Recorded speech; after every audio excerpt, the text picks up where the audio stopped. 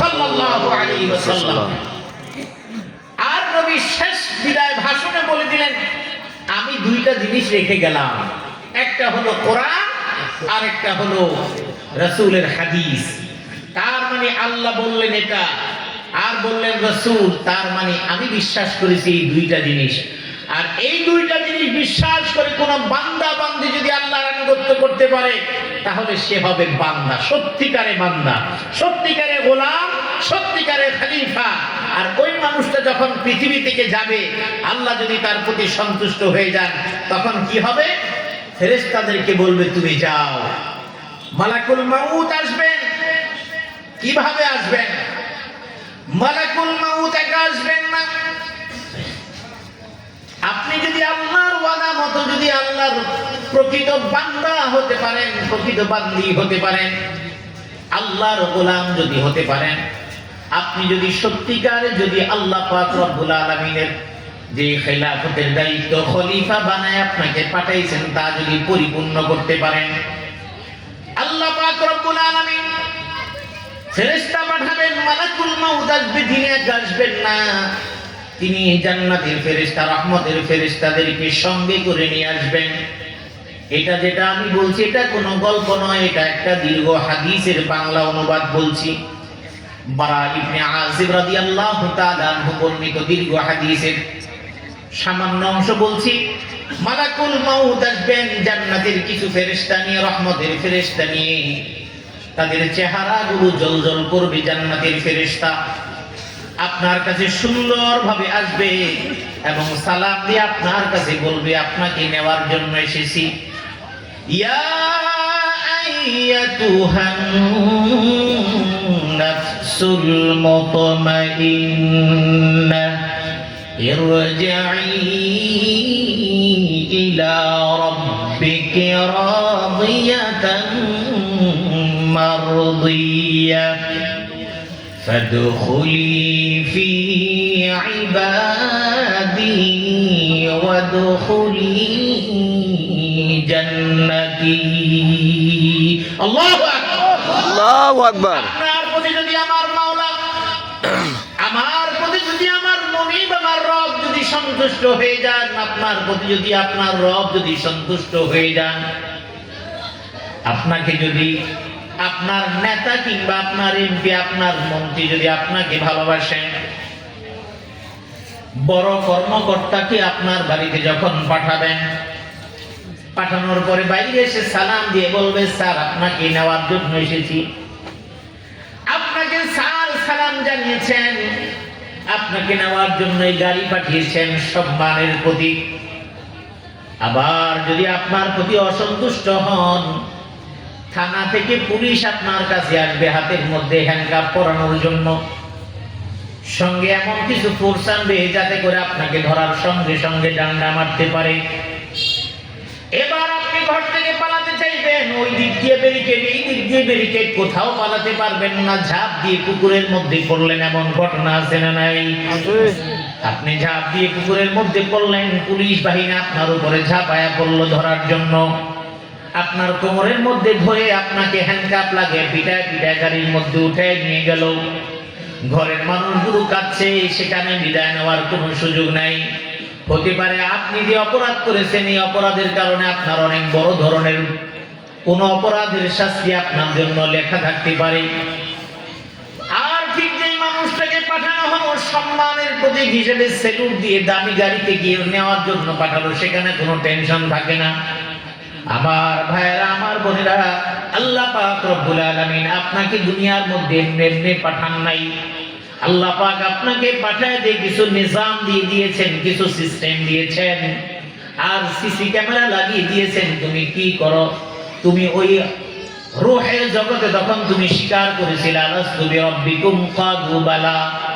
আল্লাহ পাক জিজ্ঞেস করেছিলেন, আমি কি তোমাদের রব নই? বলেছিলাম, হ্যাঁ আপনি আমার রব। কিন্তু জমিনের মধ্যে পাঠায় দেওয়ার পরে রবের গুণানুগত্য আমি করলাম না, আমার জীবন আমার মতো চালাইলাম, আমার মতো করে আমি সবকিছু বুঝলাম। সবকিছু রেকর্ড করা আছে না নাই? মালাকুল মাউত রহমতের ফেরেশতা নিয়ে আসবে।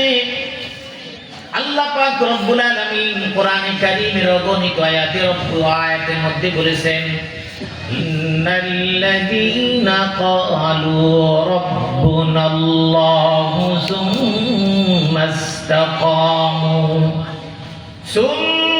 ইসতাকামু তাতানাজ্জালু আলাইহিমুল মালাইকা تتنزل عليهم الملائكة ألا تخافوا ولا تحزنوا وأبشروا بالجنة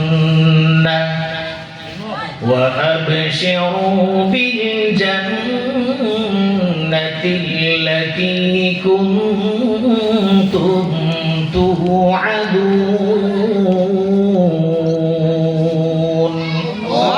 আল্লাহ পাক রব্বুল আলামিন বললেন ইন্নাল্লাযীনা ক্বালু রাব্বুনাল্লাহ আল্লাহ বলছেন যারা আমাকে রব বলে মেনে নিয়েছে রব বলে মেনে নেওয়ার মানেটা কি রব বলে মেনে নেওয়ার মানে হলো অনেক বিস্তারিত বিবরণ তাফসীরের মধ্যে কথা যদি এক দুই কথায় বলি রব বলে মেনে নেওয়ার মানে হলো রব আল্লাহ আমার নিঃশ্বাসটা তোমার ইচ্ছায় যেমন পরিচালিত হয় তোমার এরাদায় যেমন আমার রিজিক পরিচালিত হয় তোমার এরাদায় যেমন আমার হাত চলে পাও চলে কান চলে চোখ চলে ঠিক তেমনি ভাবে তুমি আমার প্রতিপালনের সব জিম্মাদারি যেভাবে নিয়েছো তোমার আনুগত্যের বাইরে আমি কোনো কাজ করব না এটার নাম হলো রব রবের অনেক অর্থ আছে পৃথিবীর মধ্যে মা সবচেয়ে বেশি আদর করে সন্তানকে বাবা আদর করেন সন্তানকে মা যত কষ্ট হোক না কেন সন্তানকে কষ্ট পেতে দেন না বাবা যত কষ্ট হোক না কেন সন্তান বাবার সন্তানের কষ্ট পেতে দেন না এইরকম বহু বর্ণনা বহু ওয়াজ আপনারা জীবনে শুনেছেন মায়ের বর্ণনা বাবার বর্ণনা আমি এদিকে যাব না কিন্তু আমার আল্লাহ বলেন ওই মায়ের গর্ভে যে সন্তান আমি আল্লাহ প্রথমে দেই সেই দিন থেকে সূক্ষ্মভাবে কুদরতের মাধ্যমে লালন পালনের সব দায়িত্ব নিয়ে নেন কি আল্লাহ আল্লাহ পাক রব্বুল আলামিন কিভাবে রব হলেন ওই মায়ের গর্ভের মধ্যে তিনটে স্তরের পরে সন্তান যখন বড় হয় ওই জায়গার মধ্যে আল্লাহ পাক রব্বুল আলামিন একজন সন্তানের জন্য কি পরিমাণের তাপমাত্রা দরকার সেই তাপমাত্রাটা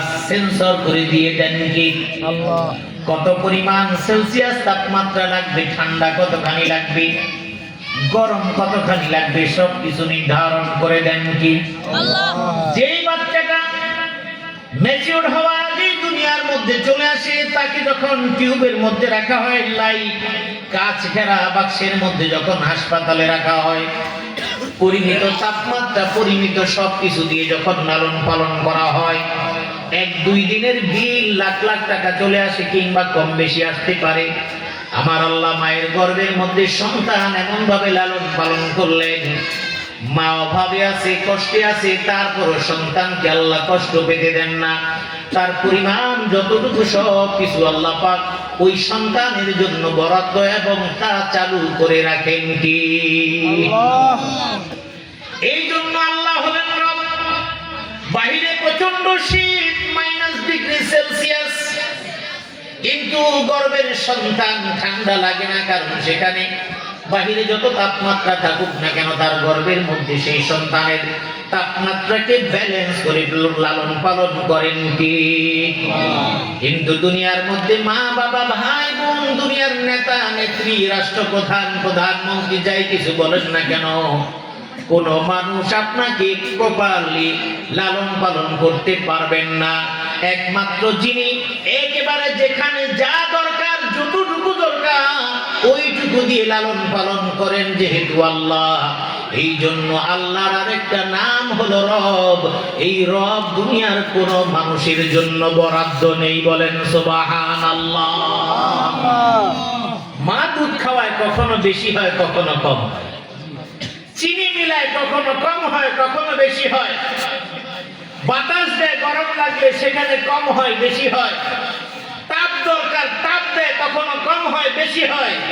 কিন্তু আমার রব মায়ের গর্ভে সন্তানটাকে যে লালন পালন করেন সেখানে কোনো কিছুর তাপমাত্রা, কোনো কিছুর প্রয়োজন, খাবার দাবার কোনো কিছুর কম বেশি হয় না, যা দরকার অতটুকু পরিমাণ দেন। এই জন্য আমার আল্লাহ হলেন রব। চিল্লায় বলেন সুবহানাল্লাহ। এখন আপনি তো বলেন আল্লাহ তো আমার রব, কিন্তু স্বীকারোক্তিটা কি? ইন্নাল্লাযীনা ক্বালু রাব্বুনাল্লাহ, আমি যখন স্বীকার করলাম, তারা যখন বলে আমাদের রব হলেন আল্লাহ, সুম্মাস্তাকামু, এই কথা বলার পরে যারা এই কথার উপর অটল থাকে, তার মানে কি? বিপদ করেছেন, এবার আল্লাহর প্রতি আপনি নারাজ হয়ে গেলেন, আছে না নাই?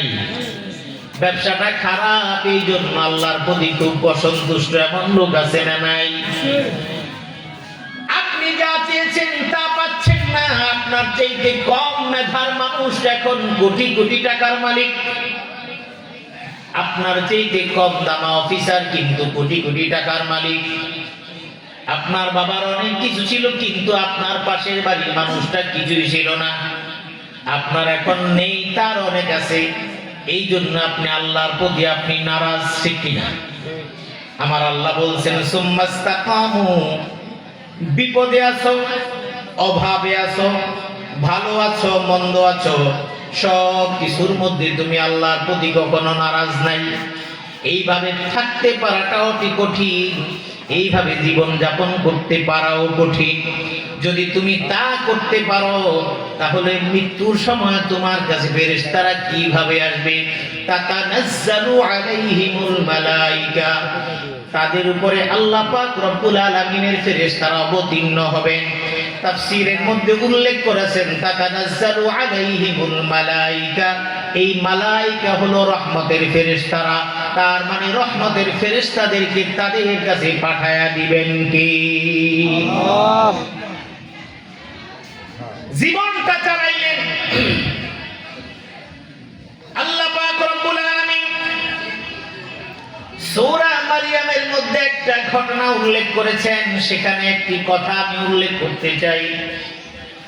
মারইয়াম আলাইহিস সালাম যখন হুজরার মধ্যে বেড়ে উঠছেন, সেখানে কোনো খাবার দাবারের পরিমিত খাবার দাবারের ব্যবস্থা আছে, কিন্তু খালু জাকারিয়া আলাইহিস সালাম যখন একদিন হুজরার মধ্যে ঢুকলেন, ঢোকার পরে দেখলেন নানান রকমের ফলমূল, যেই ফল যেই মৌসুমে থাকার কথা না, ওই মৌসুমের ফল ওই সময় দেখে অবাক হয়ে গেলেন।